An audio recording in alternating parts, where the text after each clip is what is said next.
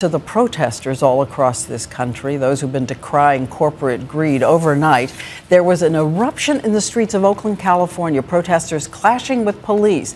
And tonight, there are signs of a backlash against the protesters from Americans saying they have gone too far. ABC's Neil Karlinski is in California.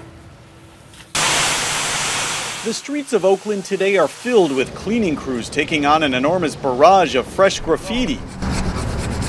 And ordinary citizens like this woman. You're gonna come and break the windows where I work? Fed up with a movement she used to support. I don't see any positive message coming out of this.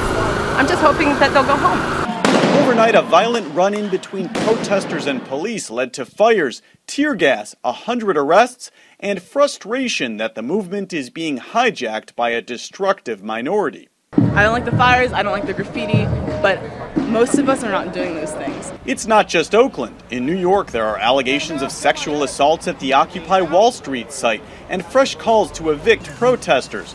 The cost of the protests is mounting too. Already $5 million to the city of New York, $500,000 in Atlanta, and $1 million in cash-strapped Oakland, which doesn't even include the $4 million officials say was lost when protesters temporarily closed down the nation's 5th largest port overnight. I am in favor of the movement, but did not support the people that do vandalism.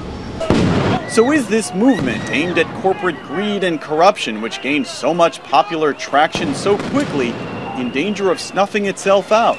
Even if they're a very, very small segment of what's happening, a very small amount of violence can be enough ultimately to stop a movement. Protesters here are sensitive to the turn of events. You can even find signs like this one near some of the damage, apologizing for it.